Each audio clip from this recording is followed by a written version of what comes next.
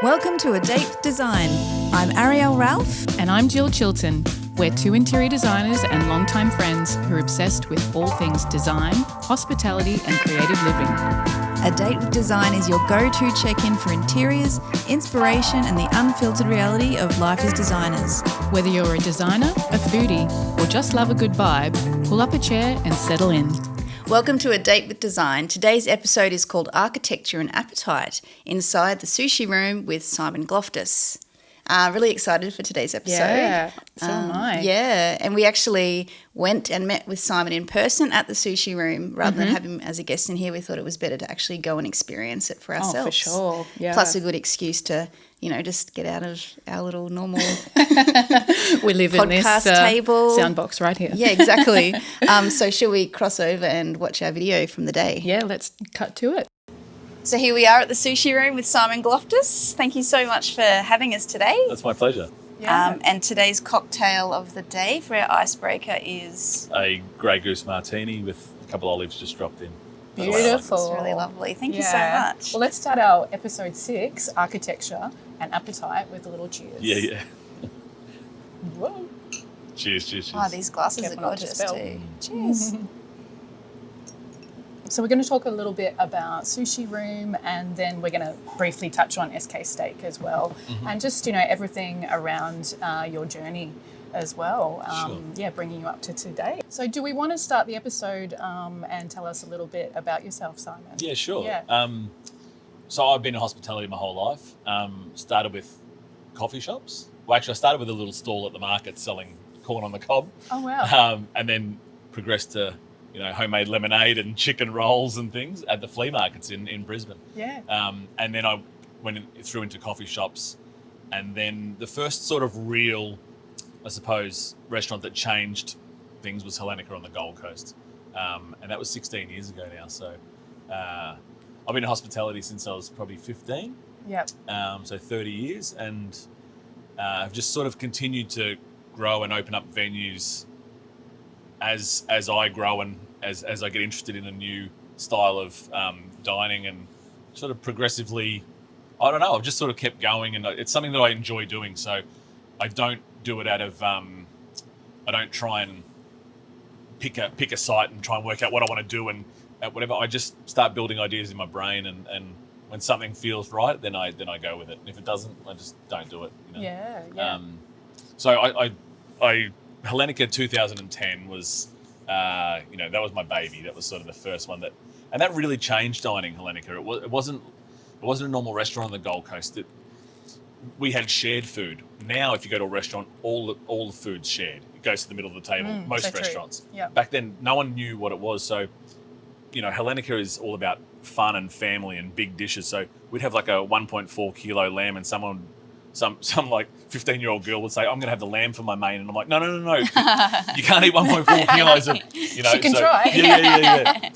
I used to literally say to them, just imagine you're at a Chinese restaurant and the food comes to the middle of the table. Yeah. So, and that was only 15, 16 years ago. So times have changed a lot in the restaurant business and in hospitality, and from there we just sort of continue to grow. And but Hellenica, I think if you pinpoint a spot in my life that sort of really made sure that I knew that I was in hospitality, it was Hellenica in 2010 on the Gold Coast Highway in an old methadone clinic with sharing food that probably shouldn't have worked, but it did. It worked, and I'm still friends with many of the customers and staff from when we started that. Yeah. Well, being a Gold Coast girl, I've been there many times in the past. And even before that, so you had 3 Beans and Little Beans. Yeah. So the most important question of the day was 2005, at Little Beans in Nobbies, who made the better coffee, you or Ariel? Yeah, right. Thank you. Yes, I know. I can't believe I was thinking that. It's like 20 years ago that I used to actually work for you at a couple of your cafes. Yeah. So that was a really great time. I loved that. That's like people always say, "What's your proudest moment in hospitality?" or whatever, and hopefully I've got many years to go, but I think we're up to about 25 venues or businesses that have been opened up for staff that have worked for me in my restaurants, and that's a really nice And they're all the restaurants that you've heard of, like all the ones with the names.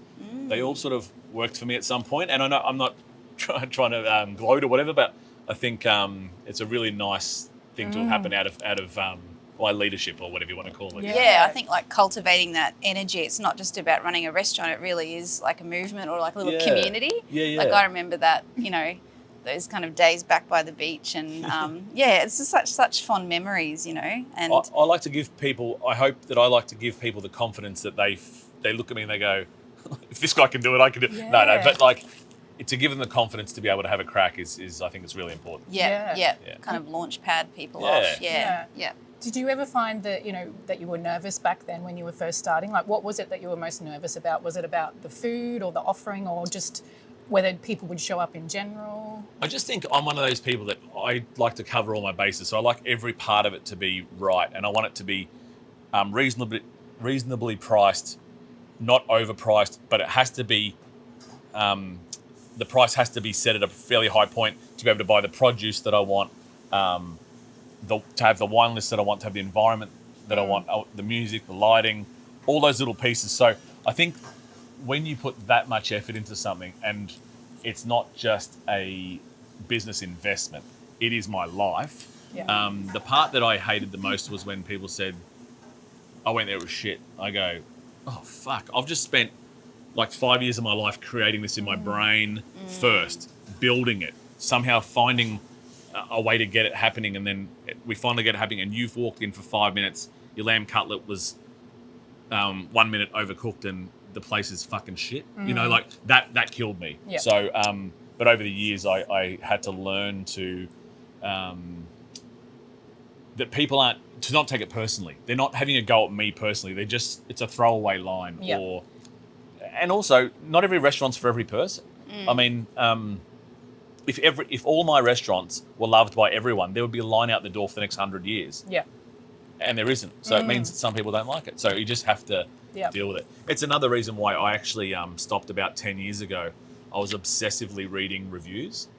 It's almost a bit weird to admit this, but I don't read reviews at all and haven't for 10 years. So I don't know what people are saying. Yep.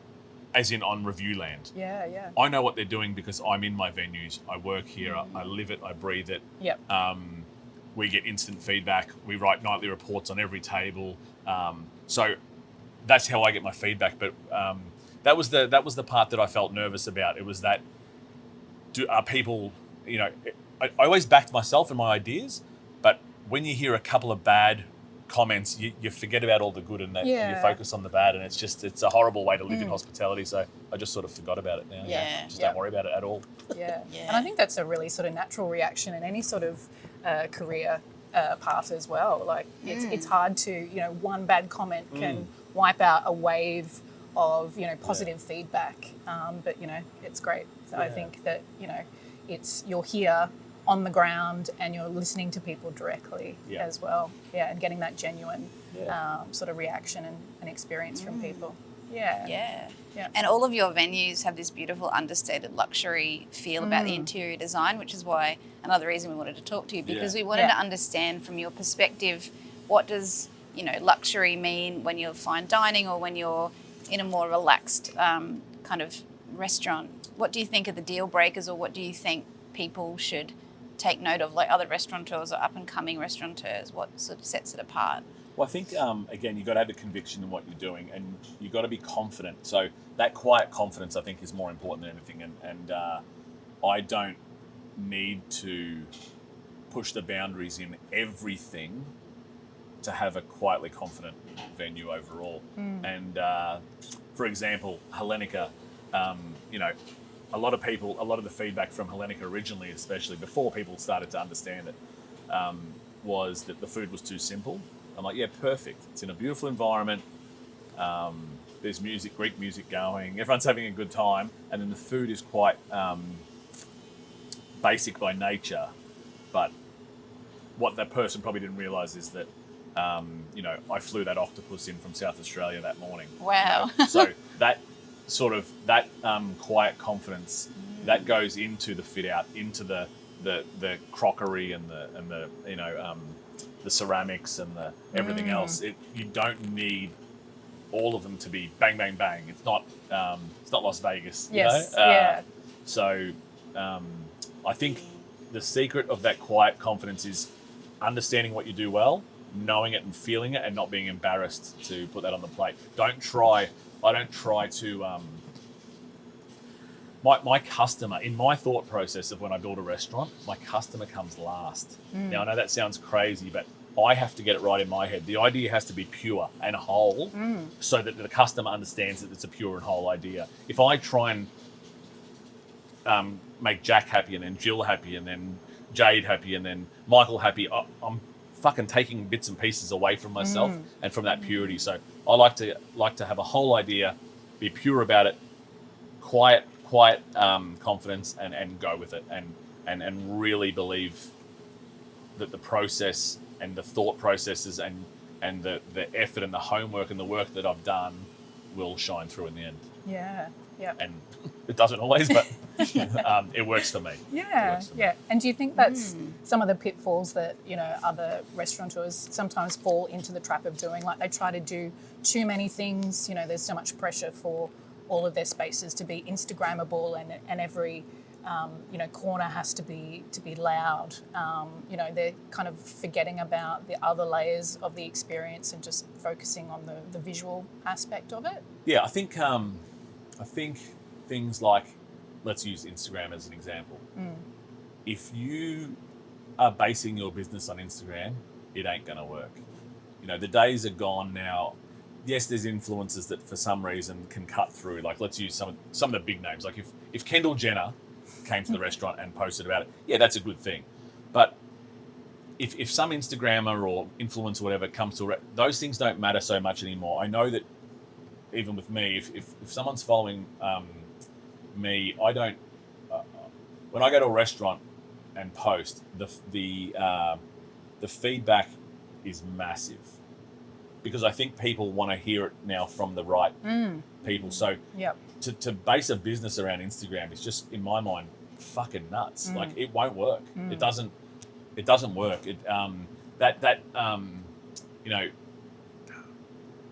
I understand having a moment in a restaurant. As a designer, I think having some moments are fine, but not at the what's the word? Having the moments fine, but not taking away from what you're actually doing. As an extra, it's there. It happens to be a beautiful moment for a shot or whatever it might be, but not taking away from the heart and soul of the business. It makes no sense. It doesn't work. Yeah. The interiors are so beautiful here at the Sushi Room. Can you tell us about the architects and interior designers that help? Yeah, I'm really lucky that we get to have access to, it's probably the best designers getting around at the moment, or right up there anyway. Adrian and Ingrid, who own Richardson Spence, they designed the hotel, the Carlisle Hotel, and they did all my venues, so Hellenica, SK, and Sushi Room. And they're exceptional.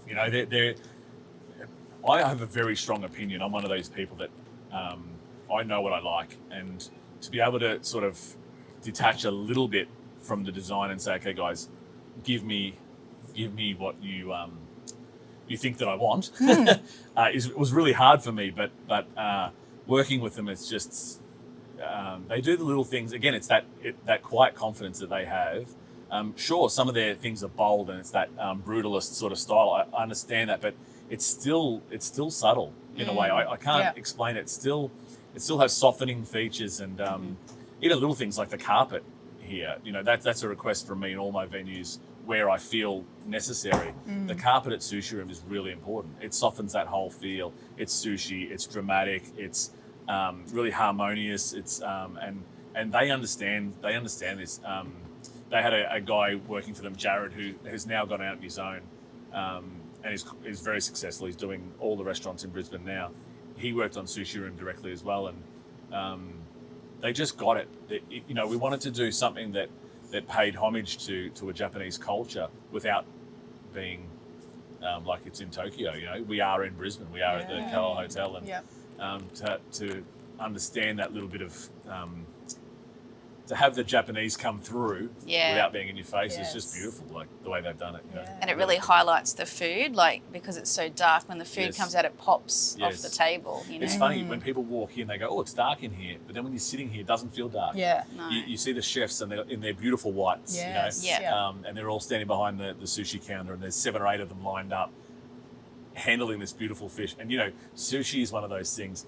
I hate to admit this. It's in all my venues. I write the menus, and none of the chefs are allowed to actually change menus without me. So, but the one that if this chef walked out in the middle of service, no one can replace a sushi chef. It looks like they just do this and they put it. No.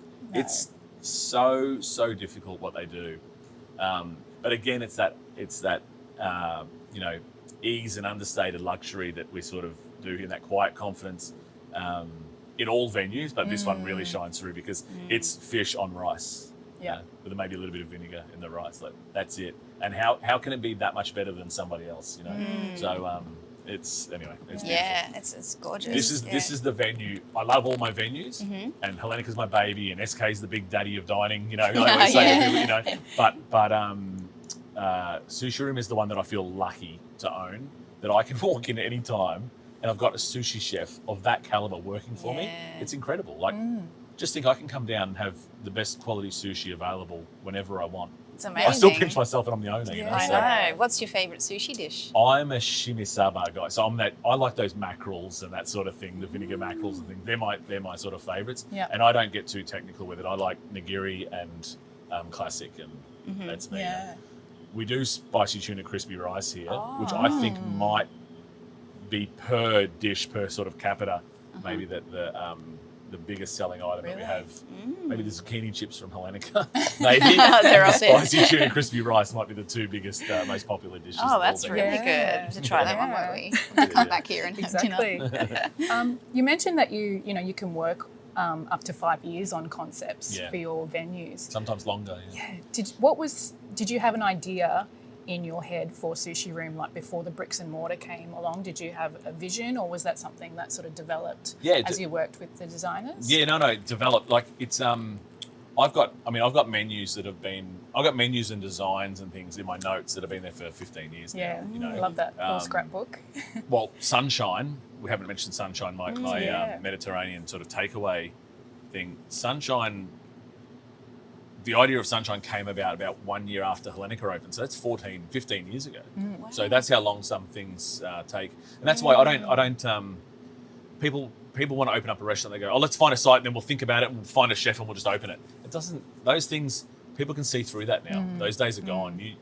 You have to really fluke it to make that work, you know? Yeah. Or it has to be a business that is on Sydney Harbour and it just happens to get the right flow of tourists and it just happens to work and it happens to work. Yeah. You know, but if you're trying to build and create a venue that is timeless and people remember, and you know, I like, my favourite things are when we see kids grow up through the restaurant, or maybe they're 12, 13, 14, they're having their birthdays, then they're coming back for their engagement parties now, and they're you know, and then unfortunately also the opposite, you know, someone might pass away in the family and they're coming to commiserate at my venue because the parents loved it, or they have their most fond memories at my venues, and you know, so that's what I like to build, a proper legacy. Yeah. And I hope it shows, because that's what I'm all about. Yeah. You know. I think that's a beautiful thing, the fact that these people have such a strong connection with some of your venues that they want to, you know, have those special moments in your spaces, you know, and I think that's what true hospitality can be about. Yeah. Oh, thank you. I hope so. Yeah. It's showing the hospitality, Yeah. isn't it? Which we Yeah. talked about in a different segment, actually. And sometimes it's something that you take for granted as someone going out for dinner, of just the effort and all of everything that's gone in the background. I think it's like unnoticed details. like you were saying, in yeah. any sort of creative industry, it can cross over between art, music, restaurateurs and things like that. It's like there's such a storytelling process, and it can take 20 years to kind of find your journey of where you're going to. Yeah. So that I had another question. So with Brisbane, because obviously, you know, you really are kind of leading the way with where Brisbane's heading. You're branching, you're doing sort of the pop-up at Australian Open with Sushi Room. Can you tell us a bit about that? Have you got any just while we're talking about that, anything looking at Sydney or Melbourne, any other cities interstate? Yeah, so I think off the back of the success of the Carlisle Hotel and my venues here, I've been offered a lot of things, and seems to be new boutique hotels popping up, and I love everybody says they're going to, every developer tells me that they're doing a James Street. Yes. They're doing a James Street. What do you mean? Yeah. It's very hard. That's amazing. Congratulations. Yeah. I don't know how you're going to do that. It's now in the dictionary. Yeah. Word I'm doing James Street. Street. I'm doing a Carlisle. I'm like, really? Yeah. But so I have been offered a lot of things. I was very close, I will say, to going into state. Like very close. Almost I just had to do that. It was done. And something, it didn't happen. And Wasn't the right time, or? yeah, I think like maybe I didn't really want it, you know? And so I'm happy that didn't happen. Yeah. So, and I've got things I can't talk about, but I've got things that are coming up, and I've got a busy few years. So Yeah. I'm looking forward to what's next, and hopefully everyone. We don't really want you going interstate because No, we want you to exactly, stay here yeah. and keep, because I guess, you know, you look at even just what's happening around Australia, everyone's sort of gravitating towards Queensland as a big draw card. And with the Olympics coming up, you know, it seems... I think I always say to people that I call it Southeast Queensland, and I would say from Noosa, you know, put your boundaries wherever you want, but I would say from Noosa, and I include Byron. I know that everyone would be down south would be really upset, but that Noosa, Yeah. Brisbane, Gold Coast, through Brunswick Heads into sort of Byron, Yeah. that's like really where it's at. The mecca That of is like- yeah. You It's want- the lifestyle. Oh, It's just... it's the best. You've got the weather. You've got a place that's growing, so you feel like you're part of something. You know, Melbourne and Sydney are amazing. I was born in Melbourne, but they would give their whatever to have the energy and the excitement that Southeast Queensland has at the moment. Yeah. We all in Southeast Queensland, especially ones that have been here for a long time, we know where we're at. We know where we're going, and it's like we almost don't want people like. It's either get on board because this is the greatest. This area, that 2 hours of driving that I was just telling you, 2.5 hours of driving, is some of the most stunning real estate in the world. Yeah. Like, you know, I'm lucky enough to travel a lot, and you know, that what people would give to have that in other countries is just incredible, and we've got it right here. Yeah. You know, and there's still space, still room to grow. You can still come and make a name for yourself. You know, like I can't sell it any more than that. Yeah. Yeah, we are lucky. Yeah. So returning back to this beautiful room, Japanese dining is so much about, you know, ritual, tradition, a bit of theatre. Yep. Can you tell us a bit about this amazing timber bar Yeah. island at the back here? So that timber's from Japan. It's Hinoki timber. Yeah. It's God, don't quote me on how old it is, but it's some crazy. I probably should have found that out, shouldn't I? Over 100 Wow. years, or? Yeah, it's something crazy. I've gone blank on it. I'm sorry, I That's can't. all right. Yeah. But it's this beautiful, and it's one piece. So Wow. the Oh, guys wow. had to carve it. It's a very expensive piece of timber. Yes, yeah. So again, it's one of those So things. can't use it as a chopping board. No, that's right. And Chef gets very Oh, funny about yeah. when people start putting their phones and keys. Oh, yeah. You know. Tread lightly. Yeah. But it's one of those things. It's very Japanese. It's super, super high quality. If you look at it and you didn't care, you'd just go, oh, that's a piece of timber. Yeah. But if you do understand, then you get it. You know? And then we don't need to sit there and tell everybody about it and put 15 Instagram posts That's about it. okay, we will. Yeah, you can do that. Yeah, we will. But that's what I mean. It's one of those. It's the same. It's Yeah. that whole Sushi Room ethos, and what we try and do in all our venues is we have these little things, and if people appreciate them, great. If they don't, maybe they appreciate something else about it. Yeah. Yeah. I think like that investment in good materials and the honesty, you know, it's like actual timber. It's not pretend look timber. I mean, look, The materials there's a do place that. for that in certain areas, but I think that sort of, when you're serving sort of high-end meals, the fit out has to be high-end, you know. That's how I feel. I think too, it's like, how do you tell your team that you want to look after the guests at a certain level? How do you tell the guests that the place at a certain level?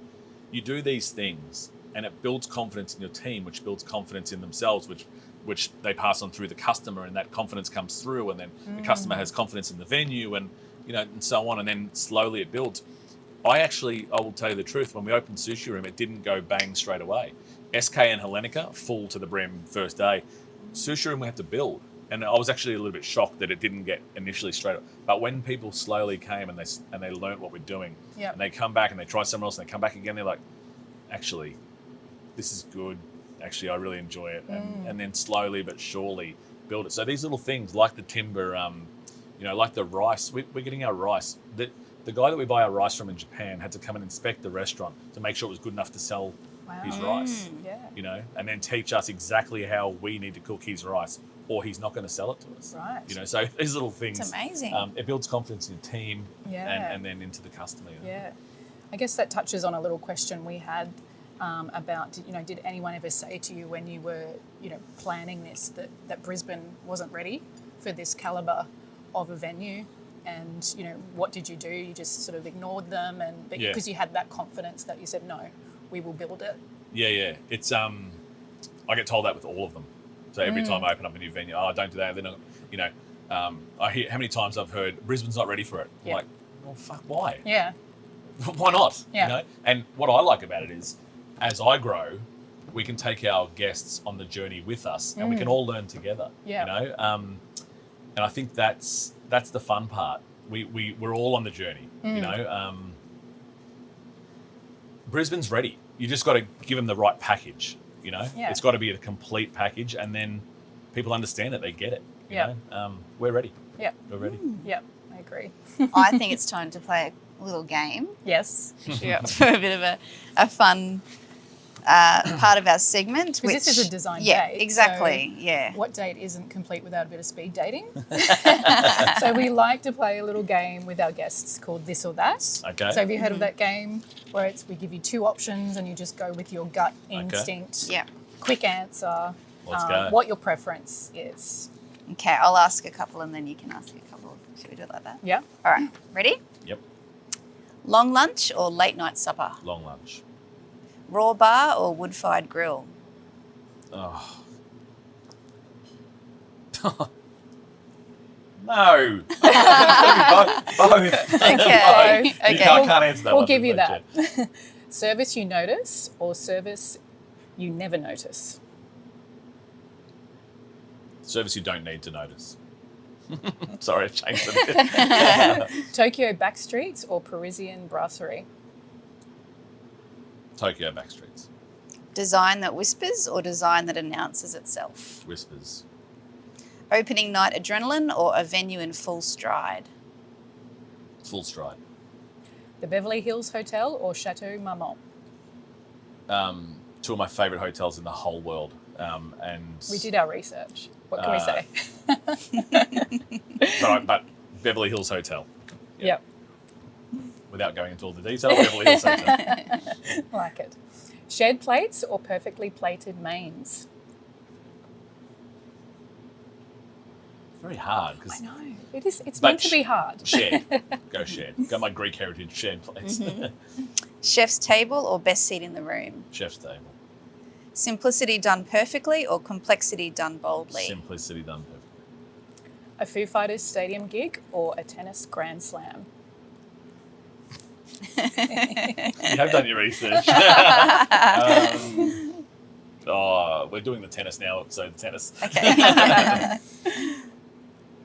New York for energy or Europe for ease? How can you have two things? You guys are the best. You're making me choose between two great things always. Europe. Okay, Mediterranean summer or Alpine winter escape? Mediterranean summer. Poolside glamour or candlelit lobby bar? Candlelit lobby bar. Ice long black or frozen margarita? Frozen margarita. I know you don't drink coffee. I said to Jill, he doesn't drink coffee. I don't. Yeah, I don't. Reinventing a classic or creating something new? Reinventing a classic, I think. Negroni or martini? Martini. Open another venue or take a holiday? I know what I need. Opening another venue. Steak medium rare or chef's rules only? I'm a medium rare guy with most of my steaks because I choose a sirloin, but our chef's rules are good too. Yep. And last question, rule breaker or tradition keeper? Tradition keeper. Nice. That was really good. Yeah. Thank you. There you go. And it's like you've really got to kind of just go with your gut. We specifically choose hard questions that are a little bit they really make you think They do, about because things. you can have both of them every time. Yeah. Oh, cool. So can you tell us a little bit what it was like at the Australian Open recently? Yeah, well, last year we got asked to bring down Sushi Room to the Australian Open, and before I spoke to them, I sort of went, "Oh no, we're good," sort of thing. But then the team from the Australian Open came and saw us and made a pretty compelling argument that Sushi Room was going to be in the Players' Tunnel on Rod Laver, underneath Rod Laver Arena. So our guests would come in, have a beautiful sushi meal, then walk through the Players' Tunnel onto their seats that are literally on the court. And I was like, we have to say yes to that, And they've been unbelievable to work with, the tennis. Like they sent their design teams up to replicate what we do. They sent their chefs up to make sure that they had the right produce for us and exactly what we needed. It was like, I've done a lot of events and they've all been fun, but the Australian Open is by far Australia's premium event. Like there's no question. You can make a case for the AFL Grand Final day or State of Origin, whatever it is, but it's literally 1 or 2 days. Whereas the tennis is that 2 and a bit weeks. It's crazy what they do. The numbers that they get through at the quality that they do is incredible. And then this year was our second year, and they asked us to bring back SK with a 300-seater, and that was quite incredible too. Because it's not just a pop-up, is it? I think a lot of our guests, when I said come down, we're doing this thing at the tennis, a few people messaged me, go, "Oh, where's your tent? I'll come check it out." Yeah. No. They've built a whole replica restaurant. We even got SK's sort of famous for having the grand piano there, which is my mum's actually. But wow. They got us in a beautiful grand piano in the middle of the room as well down in Melbourne. They built booths, the colour palettes, everything. It was. So did they have their own interior designers that sort of use this as inspiration? Yeah, they come up, they flew up, they stayed the night, they have dinner, they take the pictures, whatever, and then build it, and then go down to Melbourne and build it. That's incredible. I don't think people understand how hard the effort that goes in for that 2 weeks. Yeah. But it was full. I mean, we did 300 odd. I think it was 350. I think it is for lunch. 350 every day for the whole thing. It was full. So it's there's no mucking around. Yeah. It's go. And for the sushi room set up down there, did they recreate this beautiful mood as well? Yeah, they did. They the colour palettes, everything. Like you. Okay, it's not. Don't get me wrong. It's not exact, right? It's not, they haven't got the colour underneath the Rod Laver Arena, but it's as close as you can do. Yeah. And for 2 weeks, like I said, it's incredible. Yeah. And so you've recently opened up another section of the sushi room, another bar there, and a bit more of a casual eating space as well. How did you sort of balance that sort of atmosphere with the original sushi room? Well, truthfully, we were always supposed to have that space, but there was a lady who ran a shop, and I think we assumed that they were leaving, and then they sort of didn't. And the landlords are so nice; they let her extend and keep the space. So it's more that where the entry is to Sushi Room was always supposed to be there, and it sort of. I was never 100% happy where it was. So this new entry, you sort of now walk in through a bit more of a casual environment, a few outdoor tables and chairs, in through a bar, and you sort of make your entrance. You have your moment through that little sort of what do you call it? Going through that threshold from bar into the restaurant proper. And it's when you walk in now, you're orientated the right way. And you walk in and you see all the sushi chefs lined up in front of you and ready to go, and it really sets the moment. Very theatrical. Yeah, it's theatrical. And you're ready, you're in somewhere, you've arrived. Yeah, that's great. Whereas before it was sort of coming off the lobby straight into it. Now you have that sequence of arriving, and it's beautiful. Yeah, I love that. Yeah. And how are you finding people are using that space? Are you finding a lot of your sushi room regulars are now dining there sometimes, or are you getting like a whole new clientele that are experiencing the venue? Well, I think Sushi Room... I don't know why. I mean, I know why, but for me it wasn't, so I didn't understand. But I think it was intimidating for people. They maybe thought it was too expensive or too fine dining, or I don't know what the the people's thought process is. But so I think this gives them an in to be able to come and see it casually, and then they go, oh, actually, it's nothing to be scared of. I don't, So I think that it did that for some people, and great. Almost like dipping their toes in the water. But then a lot of our regulars and some of our VIP customers, they'll just ring us up on a Friday and say, oh, can we just sit outside? I'm going to bring some work. And we're like, yeah, cool. So it's good for that as well. But it's done exactly what I wanted it to do. So that's awesome. Yeah, wonderful. So we wanted to touch on a few questions to do with SK Steak. That place feels like a space that you could spend like hours there. Was that intentional for you as part of the concept? SK, I think I said it earlier, it's the grand dining room of Brisbane, in my opinion. It's you walk in, there's, again, everything's for a reason. The playlist is quite eclectic. It goes from, it can go from Chris Cornell from Audio Slave doing acoustic to Johnny Cash to just chops and change. And I do that on purpose. I built the playlist over maybe 3 or 4 years and keep adding to it as we go. It'd be Cat Stevens in a second, then some country and some R&B and Does whatever. that influence how people order food? They're like, oh, I feel like having that ribeye. Well, sort of, it does. It doesn't influence this specific meal, but it influences the feeling in the room. So again, it's that elevated experience, but with a really comfortable feel, that you feel like you've been there before because you hear that music and you feel safe and cozy and comfortable. And we at Christmas time we put up a big Christmas tree and we go a bit over and above with it, and as soon as it goes up, the reservations requests are like that. So people want that that comfortable, nice feeling and that big hug that we all need sometimes. So good. But SK, you can go there and spend $60, or you can go there and spend $10,000 and everything in between, and that's what we get, everything in between and all the way up, and so it's that sort of place. A lot of business is done at SK. And if there's giving names or whatever, but if there's anybody notable in town, they always seem to end up at SK at some point. So. Is there a private dining room they go to, or do they just sort of... What we've done there is we had an area that we thought we were going to have this private dining, but we actually decided to... It's separate from the main dining room, but it's not blocked off and locked off. It's still part of the room, and it works quite well. If we have people that can't walk through the main restaurant, or they have security or whatever, they can come in. There's a back entrance there, and so they feel quite comfortable and safe there. Just out of interest, if there is sort of like an A-lister or someone that's in town and they say to you, what should I order? Like, can you give me a bit of insight? Like, what would you suggest as sort of some of those really beautiful dishes? What's the must-try dish would you recommend? Well, I think I'm going to be a little bit boring with the start, but we do the best oysters in Australia. So it's SK Steak and Oyster. That's the name of the restaurant. And especially through winter, I always say to people, order the oysters. Through summer, they hit and miss. It's a shame in Australia. We all want to eat seafood in summer. It's actually the worst time of year to eat seafood. So you want those colder weather. Anyway, I would start with some oysters. One of the weird signature dishes is the sweet corn agnolotti. So about 10 years ago, I tasted it when I was in LA at a restaurant called Giorgio Baldi in Santa Monica, and fell in love with it. I actually took my chef over.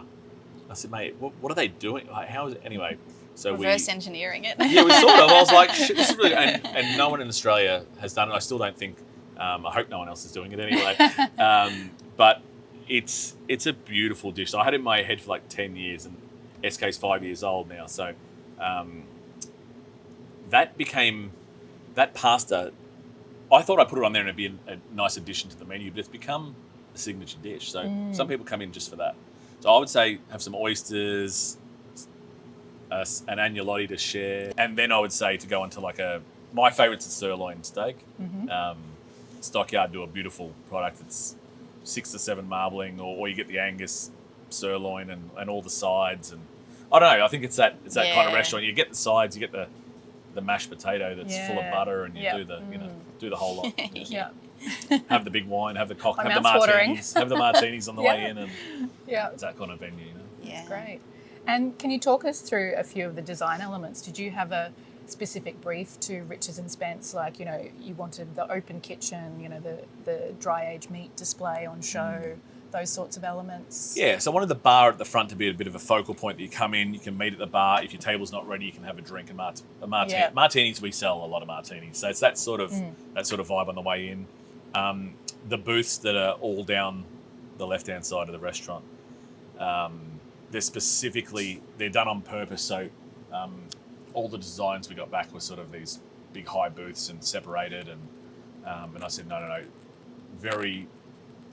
was very firm on wanting to have them low and tight, so that you almost get annoyed with the conversation next to you, but so you can shake hands, you can meet the people, you know, you can turn around and you become friends with them, and it's tight, and it's that for a reason, and that goes down the whole length of the room. The kitchen I wanted open, but not fully open, and not in your face in the restaurant, so it doesn't ruin, because I think a lot of chefs and a lot of restaurateurs at the moment, they want to bring that open kitchen to build some environment, but most people don't want to be sitting. You don't want to be just looking at chefs cutting carrots. Like, that's not the point of an open kitchen. Yeah. So I wanted it there. I wanted to have some movement, some smoke and things coming off the grill, but not intimidate, not they call it overpowering the venue. You know. Yeah. So and it's a beautiful. I mean, to have that height. Yeah, that's double void, triple void almost. Yeah, and to have 3 street frontages. Yeah. Is like incredible, you know. So to have that size with the height and the thing, it's just a beautiful room. And they were actually going to give it to, I think originally it was going to a furniture store. Oh, really? And then... That's a missed opportunity, isn't it? Well, I think they... Yeah. I love furniture. But I think they, for some reason, pulled out or whatever, and then... So Hellenica had already been open, and then SK, this was probably about a year and a half later, it was empty. And I said to the landlords, I want it. And they're like, oh... okay, I didn't know that you wanted it, sort of thing. And we started talking, and then, settled on what I wanted to do, SK, because, like I said earlier, I spent a lot of time in the States, and that's where the influence of that steakhouse has come from. I think now every restaurant's trying to be a steakhouse now. It's crazy, you know, it's like steakhouse in every corner, or even if it's an Italian restaurant or whatever, there's like 8 steaks on the menu. You're like, it's a bit strange, but SK is that classic steakhouse. Yeah. But done in a beautiful Brisbane-like manner. And also, you know, it's almost, I don't want to say feminine, but at lunchtime, with the light coming through those beautiful windows. The Venetians? Yeah, through the Venetians, but also there's another level up. Oh, God, what do you call that? Mezzanine? Design. Yeah, there's windows up. The clear story windows. Yes, that's it. That's what I was trying to say. Yeah. That beautiful light comes through, and that garden that they've built around the hotel, and so it sort of has this beautiful feminine, light, bright feel through lunch as well.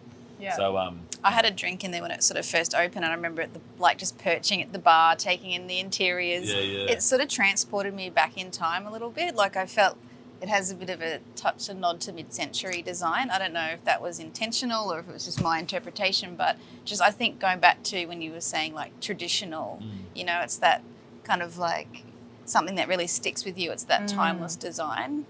SK, you know, apart from fixing chairs that are broken or whatever, could stay like that for another 100 years. Yeah. And it's timeless. You don't need to change a thing. You know? Yeah. Another spot we have to have lunch. Yes. Thanks so much for catching up with us, and it's been so great just to chat through all of the different We really appreciate it. Yeah, just telling us the stories behind the spaces and your deep intention that you put into your work is just been amazing to listen to. It's my pleasure. Oh well, cheers to that, hey? One more cheers. Thank you. Thank you. Thanks. All the best. Thank you. Well, that was really great, wasn't it? Chatting through all of the details, and so interesting to learn about Simon's journey. I know. I loved hearing his story, and just the passion that is behind all of his hospitality venues is just amazing. Yeah, and he's very kindly invited us back while the venue's actually hustling and bustling to try some of the delicious food. Yeah, so we'll have to do a double date with our hubbies. Okay, so today we're talking about this next segment is the Spark, which is the current design muse, and it's my turn this time. Yeah. I'm sort of going down a bit of a different avenue and looking at fashion today. Cool. So my current muse is a lady called Tamara Ralph, an Australian designer. Oh, another Ralph. No relation that I know of, actually. Yeah. Maybe there is. No, but she's a born Australian haute couture fashion designer. It's quietly become one of the most exciting names in modern haute couture. And what that means is haute couture is one-of-a-kind garments. They're handmade, artisan crafted pieces shown at Paris Haute Couture Week, and it's also the highest tier of red carpet and private clients. So it's like the very, very top of the cream of the crop. Yeah. Tamara was actually born in Sydney into 4 generations of fashion designers, which is sort of iconic when you think about it. Yeah. It was like literally in her DNA. 4 generations, wow. Yeah. And then so she started sketching and draping from the age of 12. After studying at the White House Institute of Design in Australia, moved to London, co-founded the luxury fashion house Ralph and Russo in 2010. So obviously very entrepreneurial, very driven and ambitious and creative. And I guess, do you remember that era of red carpet drama and ultra glam feminism? Yeah. Or femininity? So Ralph and Russo was that name. That was the quintessential name of sculptural gowns, intricate embroidery. It's that kind of craftsmanship that looks like it belongs in a gallery. So the reason I also picked Tamara as well, apart from the fact that, you know, her dresses and outfits have been worn by A-listers, modern icons, global pop figures and top models, it's because she has that beautiful balance of romance and strength. So she uses really gorgeous pearlescent fabrics, metallics, embroidery, and hyper-feminine silhouettes that feel architectural. So when you see her fashion pieces, they're just really beautiful and different and very artistic and very feminine. And it's the fact I also love her as a designer is she's actually expanded into the world of interior design and lifestyle. And it feels completely natural to what she's doing. So she's just recently collaborated with the French crystal house Dame, which translates her signature couture language into sculptural objects for the home. Wow. So she's created beautiful pieces that feel like draped silk or unfurling petals captured in crystal. Oh, wow. Yeah, so it's Art Nouveau meeting modern femininity with soft curves, luminous tones, and an heirloom level attention to craftsmanship.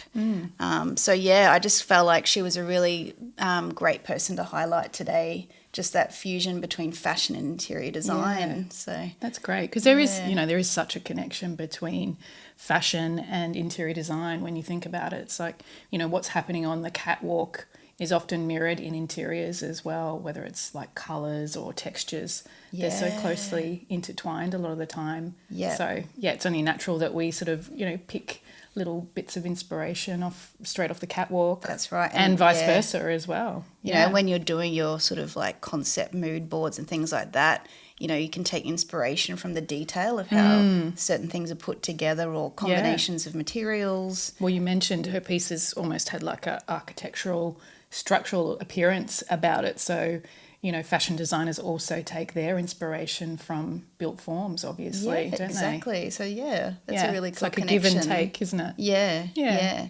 So I'll share her details in the show notes. Yeah, wonderful. Okay, so our next segment in today's episode is the Sweet Bite. And today we've been talking with Simon a lot about quiet luxury. So I thought this little new product that I'm just quietly obsessed with would be more than fitting.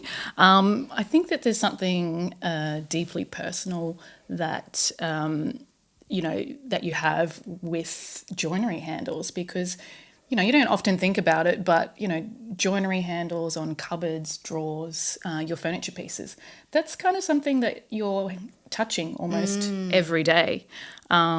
And it's almost like a quiet handshake between you and the space. That's cute. So the latest collection from Low & Co. is called the Maximus collection. And it embodies everything we've been talking about today: quiet luxury, restraint, and confidence without excess. Inspired by Italian brutalist architecture, Maximus is bold but never loud.